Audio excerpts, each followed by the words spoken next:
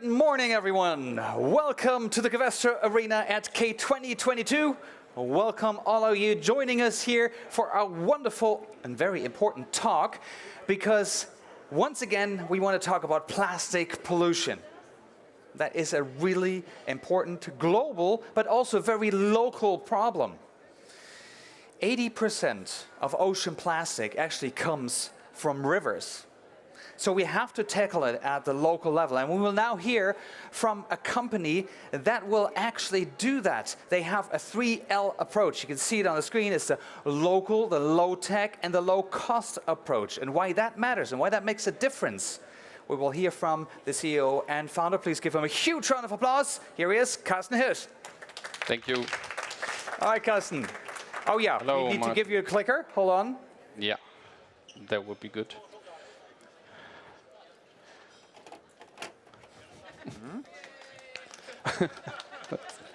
Let's go.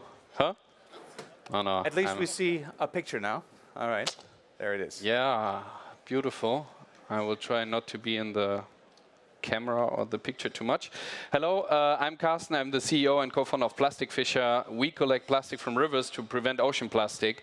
We were the first company to focus on rivers more than 3 years ago. But before I dig into what we do at Plastic Fischer, I would like to talk a little bit more about why is plastic pollution actually happening. And I wouldn't say I know it all, but I got a little glimpse after 3 years of digging into that. And I want to give you a couple of examples or factors why we have plastic pollution, why we have plastic in the environment. And one of the things is that a lot of plastic waste is actually mismanaged. We see it in the orange bar that shows the amount of mismanaged waste in different areas of the world. It's an OECD study, and we can see a lot of big orange bars in the bottom. Plastic Fischer, for example, operates mainly in India. India is the second bar here, and we see around 50% of the actual waste is mismanaged waste. And the dark blue bar reflects or represents the amount of waste that is going to landfill. So it's never being used again. And the landfills, if you're from Germany, yeah, you maybe have seen a landfill before, and you see it's covered. You know, it's managed waste in a way, and it's sorted before it's going to the landfill. But I have lived in Indonesia. And we spent some time in India also now for around 2 years. But landfills there look pretty different. It's basically an open dumping site where all the household waste just gets dumped. And then once in a while, it's burned down openly on purpose, sometimes not on purpose. And a lot of this waste is also re-entering the environment again through wind and rainfall and storms. Some of these landfills are actually located pretty close to rivers. So it finds its way back into the ocean. Or the environment. So one of the problems is that we have, especially in the emerging markets, a lot of mismanaged or landfilled waste. Another problem is that a lot of waste is actually, or a lot of plastic is actually not recyclable. And not being recyclable means it has no value. If you have PET bottles, for example, you are able usually to sell it at a local market. In Indonesia, where I lived in one of the most polluted rivers in the world, we didn't find any PET bottles because there is already an established local market of scavengers that get out the PET bottles and sell it. But what we find is a lot of these sachets in our systems. And the problem is that the vast majority of waste or plastic that we find in our household waste management, is actually not easy to recycle or not recyclable at all. So it is thrown into the environment, and we find it in the rivers because it has no value, because no one is interested or incentivized to pick it up, and waste management is not properly working in these countries. Another problem is that there is not a big interest in making waste traceable, because a lot of people earn a lot of money by not managing waste properly. We're working a lot in India and Indonesia. I said this before, and we know that, and maybe for the European people, you have heard this about Italy already, that the mafia is highly involved in the waste management sector. Because what happens, there is someone responsible for the waste management of the country, and they get the amount of money to manage the waste, they give it to a corrupt contractor, everyone gets the share, and what is happening? It is just dumped in the nearest river or forest or the ocean immediately, and there is no proper, we don't know how much waste is actually coming into the environment or is being produced in cities. In Europe, I think we have a fair idea of that, but in the emerging markets, we have no idea how much waste actually is being produced every day. So what happens is it's leaking into the environment, and I focus on ocean plastic. So I wanted to show you a map by the Ocean Cleanup, and they have these red dots that you can find, mainly here in Southeast Asia and Asia, but we also have this in Africa and Latin America a lot, and these dots indicate plastic that is coming into the oceans. And the bigger the dot, the more plastic. And it's an algorithm that says, okay, we have a population of people, we have river streams, and we have maybe not a sufficient waste management infrastructure. So we see a lot of this plastic. This big bulk here are the Philippines, island state where we don't have proper waste management, but a lot of waste actually being produced. So this is why we decided to focus on Southeast Asia and Asia to collect our waste and prevent ocean plastic. What's the problem with ocean plastic? I mean, from an emotional perspective, animals die. Okay, that's actually, to be honest, the reason also why we founded the company back then, because we said we want to protect marine biodiversity with our operations. But it also has a high cost to pollute the environment, because in the end we will see, in the end, I mean, in a couple of years maybe, that we have to clean that up, because the oceans are a big carbon sink that is, you know, being not functioning properly if the ecosystems collapse or we have a lot of plastic in the oceans. And cleaning up plastic from the environment is actually more cost-intensive than just preventing it from going into the environment. So it's just very expensive to pollute the environment in the long run. I showed you the map already, and you saw all these big spots in Asia. And when I founded the company in 2019, we have been to Vietnam a few months before, and we saw the Mekong carrying a lot of plastic to the oceans. And we were thinking, man, this seems to be the source of ocean plastic. And we founded the first company to tackle it already in rivers. Now we know through studies that actually 80% of ocean plastic is coming from Asian rivers. And this is the Chitarum River. The quality is not that great. I'm sorry for that, but this is actually waste, as you can imagine. And this is the river where I lived with my co-founder Moritz, and where we developed our technology. But also in other rivers around the world and in Asia, it looks similar. This is India. This is Kanpur and Trivandrum and Varanasi, places where we operate. So we find similar pictures basically in different countries in Asia.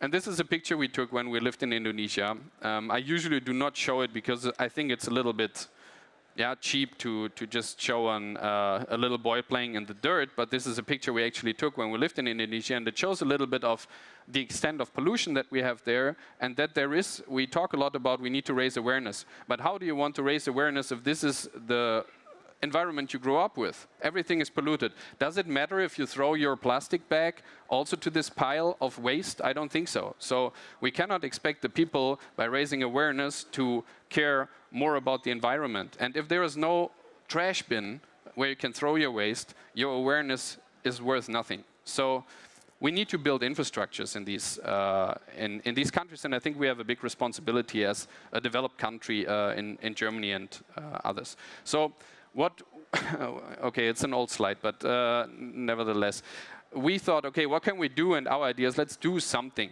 And together with my friends Moritz and George, we are all based in Cologne, pretty close to here. We said, let's develop something very simple to stop ocean plastic in rivers. And our idea was to develop a very simple technology that we can build in place of operation and protect marine biodiversity, with the idea to clean rivers and in the end also have clean oceans. We developed a very simple technology. It's really not rocket science. So I'm a lawyer in background. My other friend is a graphic designer. So we developed the system without being engineers. So it's very simple, and we actually published the construction manual for everyone to copy it who wants to do that. And we came up with a modular system. It's a swimming barrier that can be built out of locally available materials. And we put it together. It's a very low-cost thing. And we put together as many elements as we need to cover an entire river. And then we span it across a river. And this is the river that you have seen before, the Citarum in Indonesia, where we tested the technology. We worked there together with the Indonesian army, who is in charge of cleaning the river. And we are still operating in this area since more than 3 years. This simple system was awarded by the World Economic Forum to be a top innovation in this field. And it's a little bit ridiculous for me still, yeah, because, I mean, it's very simple, yeah, and we came up with this, not being engineers, we just use our common sense, but it actually works. Yeah, we don't need super high-tech, very expensive things that look fancy and are solar-powered and whatever. Maybe it's more attractive from a marketing perspective, but the question is, are you doing marketing or are you trying to stop ocean plastic? And we do the latter, and this is why we use the simple system that works. What you need beside working technology is a proper system, a proper team, a dedicated team. I have with me Rishabh, who is managing the operations in India. And I'm sitting here in Cologne with my partner Aviel to try to do the fundraising, do the strategy. But our idea is we really have a local approach. So we hire local project managers, and they form a team. So we do not send like a fleet of Germans to the places and say, hey guys, we save you now from plastic pollution. So we hire remotely our project managers that know the city, the culture, the language, everything, and they set up the project. They hire, we create local jobs. And I will show you a couple of pictures of our Indian operations. This is Varanasi, yeah, the most spiritual city in India, I would say, where Rishabh is coming from. And we deployed a couple of systems that stop the influx of plastic pollution to the Ganges. Ganges is the most polluted river in the world.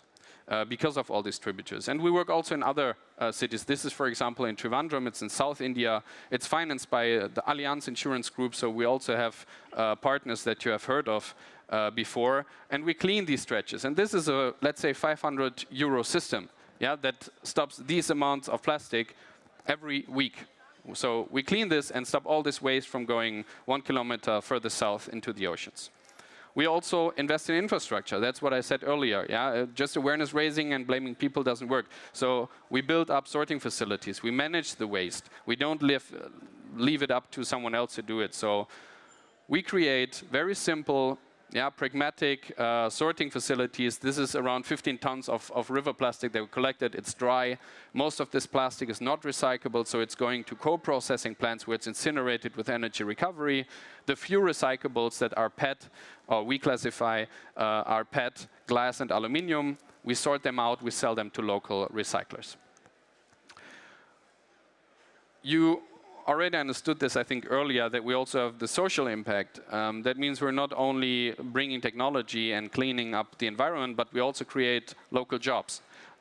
So this is Rishabh with part of his team in Varanasi. We have multiple sorting facilities, and we have more than 50 employees in India and Indonesia that work in this field.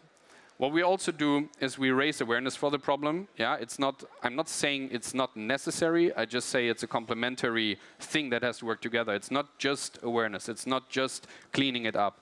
Yeah, we also need the industry to change the packaging because we're fighting symptoms. We're not saying we stop, you know, the problem of plastic. We need companies to work together. We need the producers to change their design. We need the producers, yeah, to pay us for our work. Extended producer responsibility. In Germany, we have the dual system where the producer also has to pay for the management of the waste from the plastic that they emit.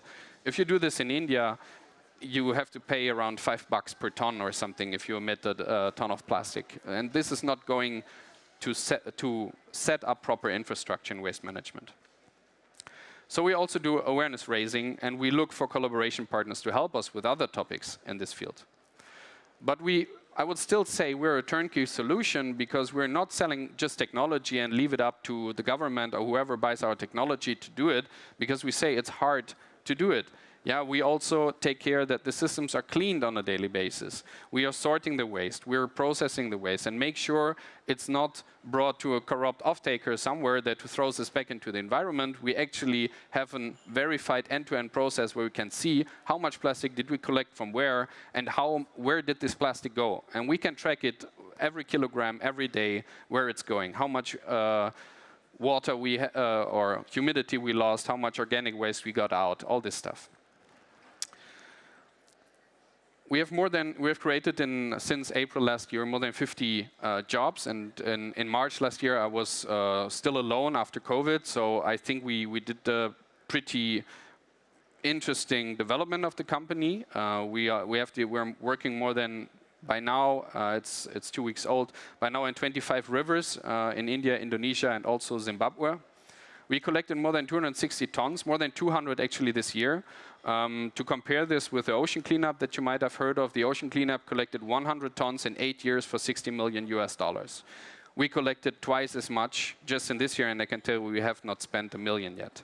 So if we narrow it down to the numbers, we're 300 times more efficient than the ocean cleanup, and also more efficient than any other competitor in the world. But it doesn't matter, I'm not afraid of any competition, because the problem is huge. It's 8 million tons of plastic every year, and we need a lot of companies to take action.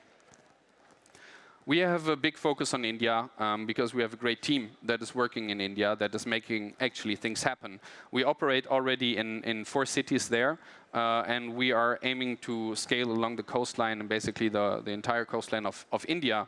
And we're looking for companies that want to take action and that are looking for a reliable implementing partner to spend their CSR money, because there is CSR money and you want to do marketing and you want to say, we clean up the environment, and we actually do this. We're not giving you just the content that looks nice, but we actually create jobs, we actually collect waste, and we can prove it.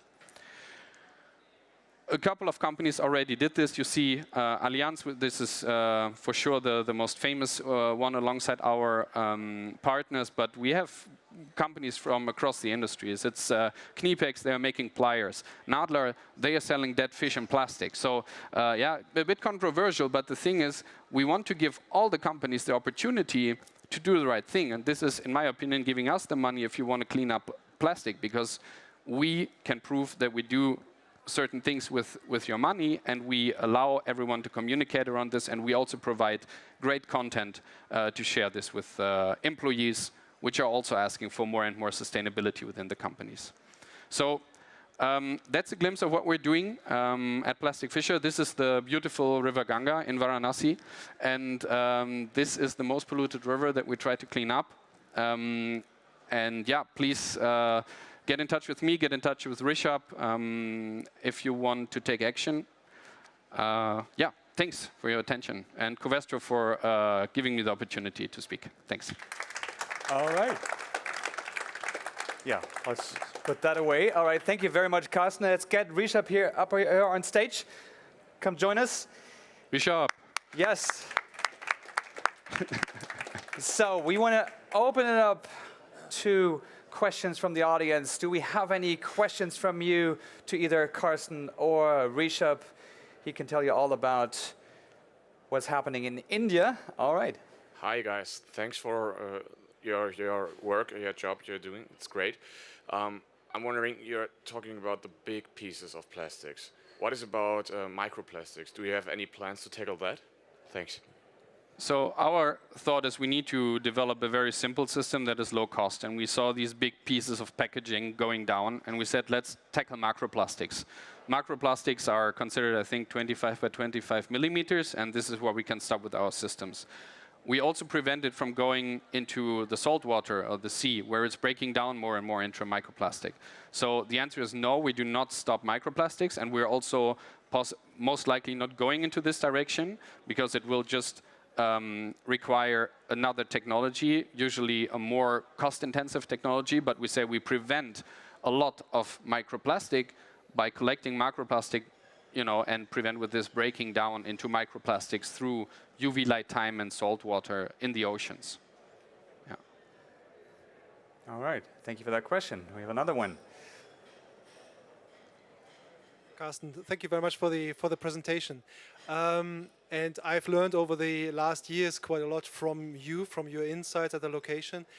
And you also mentioned that cleaning up is one thing, but also preventing is another thing. It might be even more cost efficient. So, but how can you, with your work, also help us to prevent that material is not ending up in the environment?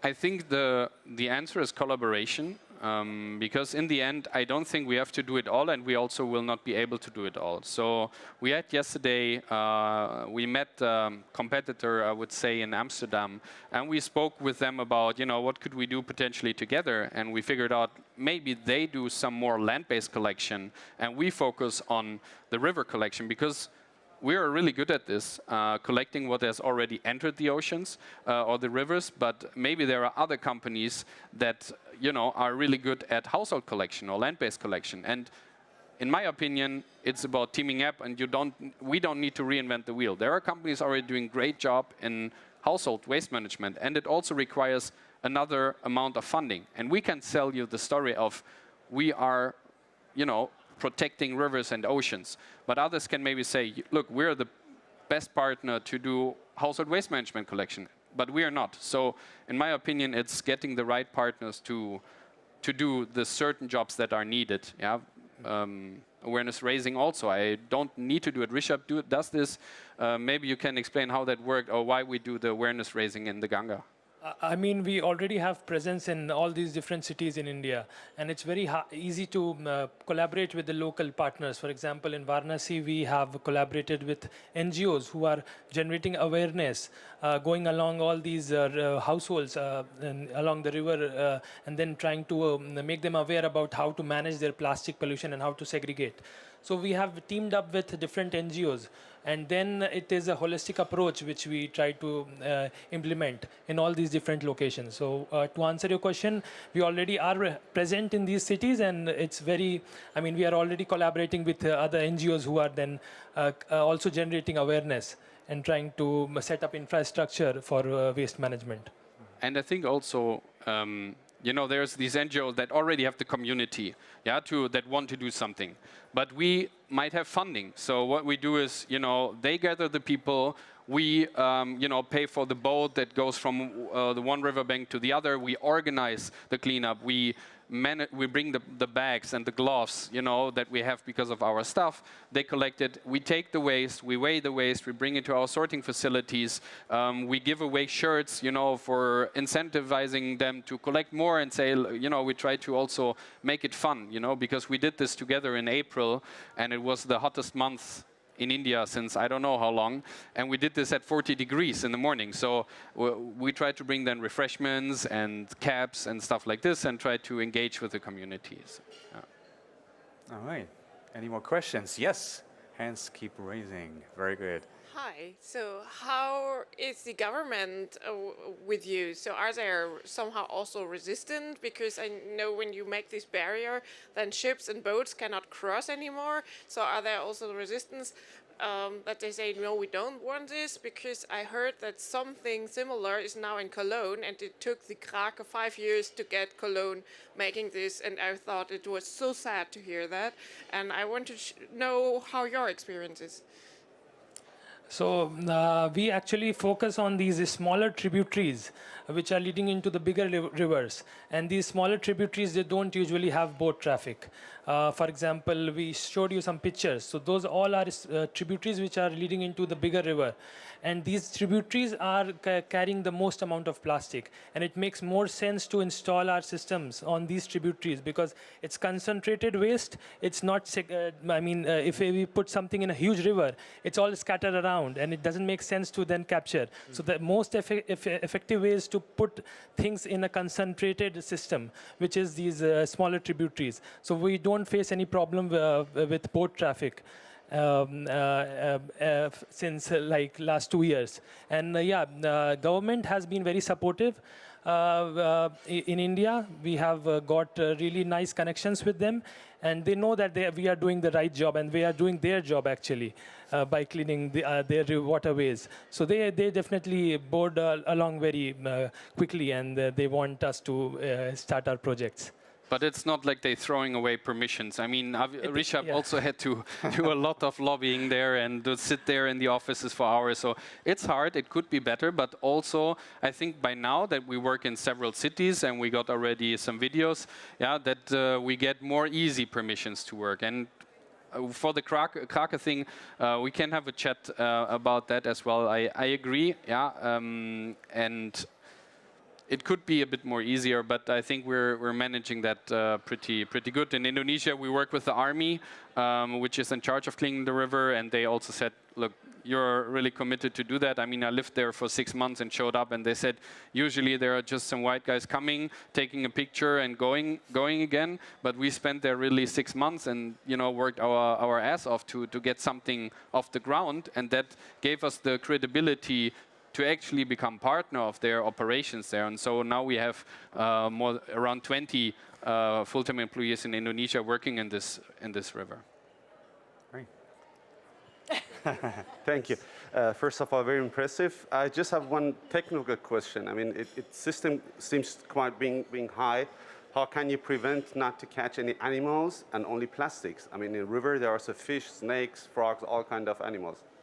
It just So the locations where we are operating, the river has so low oxygen level that no fish or any marine animals can survive. These are smaller tributaries which carry a lot of sewage from the city. So that is like a lot of industrial waste as well. So nobody will like to be there actually. It's only us who are picking the trash. So that's one part of it. But we also try to analyze in case there is a situation of fish crossing our systems, then how do we deal with it? So these systems, they don't go until the bottom. They are like only 60 to 70 centimeters down under the surface of water. And there is enough passage beneath it from which the fish, marine species can pass through. But to tell you frankly, there is no evidence of marine biodiversity in these waters, at least in most of our locations. Yeah, and we also don't have a system that we drag through the river. It's not. It's a passive collection system.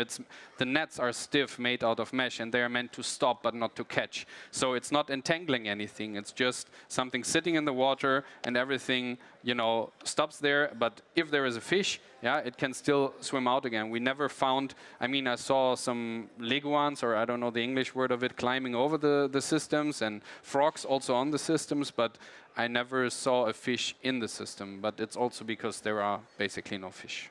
Yeah. All right, and we had another question here. You spoke about the employees and really appreciated that you are having this success also to have the employment there, but also concerning involving informal sector and human rights. How do you deal with that? So what are your experience right now with informal sector workers, but also how to make them perhaps a formal worker and how to build them together with the municipality employment? Right. So we have hired these informal rag pickers, which you see in India, who are going along these streets and collecting plastic waste from, and then they are selling it out. So we have got them in our operations. We have hired them. We have got their bank accounts made. We have got them registered in our EIA, like the insurance, state insurance facility. We have got them health insurance provided. So, and we have like 50% almost of our employees from these rag picker communities in Varanasi and also in some other cities in Kanpur. So that is something which we try to do when we start operations, to locate these people who are actually not into this structured way of employment and give them proper jobs and long-term jobs and contracts so that they are relieved and they can lead a better life and educate their kids. And so, I mean, it sounds really marketing-like somehow, that we say, look, I don't know, change their lives somehow. And there was like Deutsche Welle, the news, I don't know how to classify that, but they visited our operations in Varanasi. And then there was a documentation that you can find on YouTube coming out about our operations there. And there was one guy that I also met when I visited you in April. And he said, like, me and my son, we don't, thanks to Plastic Fischer, we don't have to worry about money or salary anymore. And I actually bought and he's like 60 or something. And he said he first time in his life bought a trash bin, and he's not burning his trash anymore, but he's bringing, I think, the waste to our sorting facility or something like that. And I called Rishabh and I said, man, did you set this up, or did Deutsche Welle tell him to say this? And he said, no, it's actually the case. He and his son were usually going around every day and looking for a job. But we employed these people, or Rishabh employed these people, and he is also, you know, treating them with a lot of respect. He's going for dinner with them once in a while, and when we were there, they told us they are not used that people respect them and treat them with respect. And this is something I think our people like Rishabh and Harish and other project leaders are really good at, by, you know, treating these people right, and this is why they stay also with us and do this job. Wow. Really, really impressive. We're out of time. We could do this for hours on end. I'm sure there's so many aspects to discuss. Thank you for the wonderful work you're doing. If you want to collaborate, if you want to help spread the word, please do that. Talk to these guys after they've come down from the stage. And it goes to show that, you know, while plastic pollution is a really complex problem, when we go to the local level, it can be quite easy, low tech, and it doesn't have to be complicated. It just starts with someone doing something. So thank you for all the work. Thank you for the collaborations. Let's keep it going and improve the work of Plastic Fischer. Thank you for being here, guys. Thank you, Martin. Thank you.